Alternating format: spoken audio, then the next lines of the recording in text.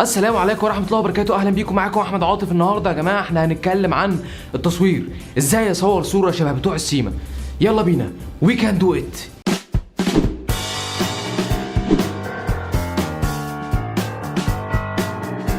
زي ما قلنا الحلقة اللي فاتت احنا مش هنتكلم على جودة الكاميرا ولا نوعها، وده لان مهمتك وانت صانع افلام انك تعرف تحكي قصة، لكن احنا هنتكلم في شوية قواعد لو اتبعت القواعد دي هتطلع صورة سينمائية كويسة جدا. ويلا بينا نبدأ. القاعدة الاولى وهي قاعدة الاتلات. قاعدة الاتلات بتقولك انك هتقسم الشاشة خطين بالطول وخطين بالعرض. الاربع خطوط دول قسموا لك الشاشة 3 تلات بالطول و3 تلات بالعرض. النقط اللي بتتقاطع فيها الخطوط دي هي النقط المهمة للعين. باختصار حاول تخلي الشيء بتاعك او الشخص في النقط دي، وتعالوا نشوف امثلة على كده.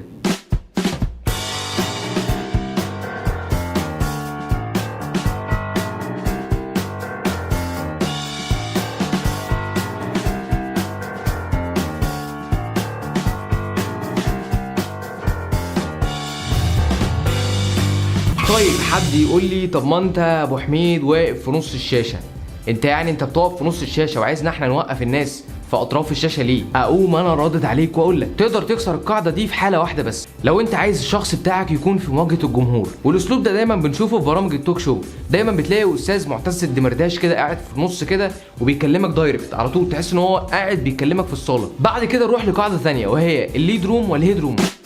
قاعدة الليد روم باختصار هو انك تسيب مساحة للشخص في اتجاه النظر. تعالوا نشوف مثال. المساحة العكسية للليد روم هيكون اسمها الديد روم.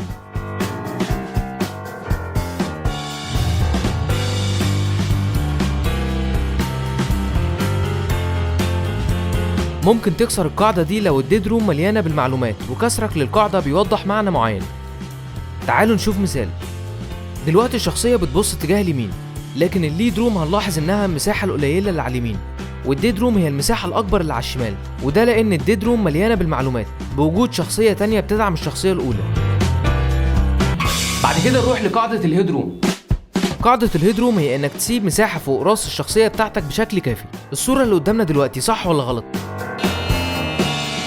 الشكل الصح للكادر هيكون كده. وطبعا القاعدة دي تقدر ما تلتزمش بيها في اللقطات القريبة، وده لأن تركيزك في اللقطات القريبة بيكون على التفاصيل مش الشخصية ككل. ثالث حاجة وهي حاجة بسيطة جدا، دايما خلي الكاميرا موزونة. تعالوا نشوف بقى لو طبقنا كل الكلام اللي قلناه ده هنوصل ليه. يلا بينا.